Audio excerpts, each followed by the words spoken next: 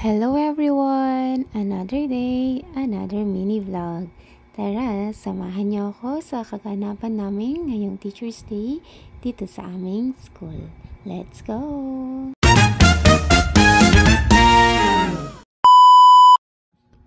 Ngayong araw nga, isa-celebrate ang World Teacher's Day sa aming school.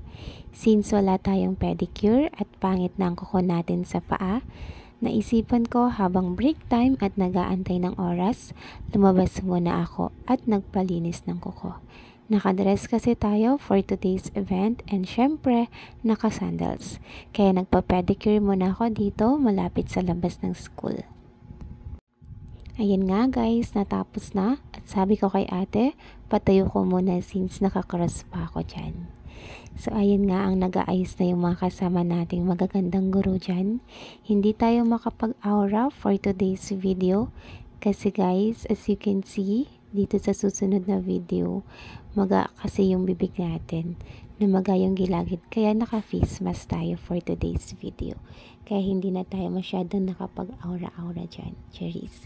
Ayan, so naglakad na nga kami ng mga kasama ko, nauna na kami papunta sa complex para makaupo na din.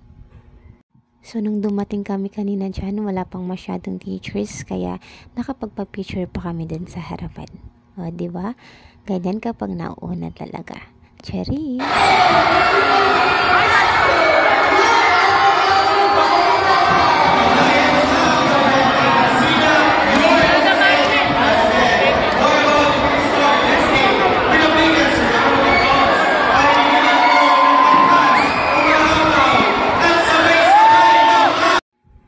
Narinig nyo naman guys, may mga pasigawan pa. May dumating na artista?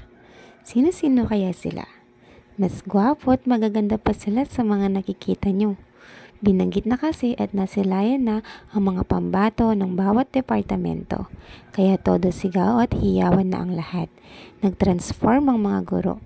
Kaya hindi lang talaga sila magagaling magturo. Punong-puno pa ng talento ang bawat isa.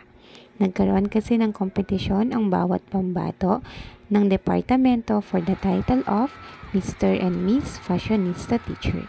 Talaga namang nagpasiklab ang bawat isa at talaga namang hindi nagpahuli. Kaya nga panigurado, hirap na hirap ang mga judges na pumili kung sino ang itatanghal. Paano ba naman kasi lahat sila magaganda at gwagwapo at talaga namang fashionista. So as you can see, todo hiyaw tayo dyan guys kasi ayan ang pambato ng mga sipnayan, mga alamat. Congratulations nga po pala kay Ma'am Janine at kay Sir Kevin. So ayan guys, natapos na nga po at naglalakad na tayo dyan pa uwi, pabalik ng school and office para kuhanin ang gamit natin and mag-out na rin. Thank you for watching. See you in my next vlog. Bye-bye!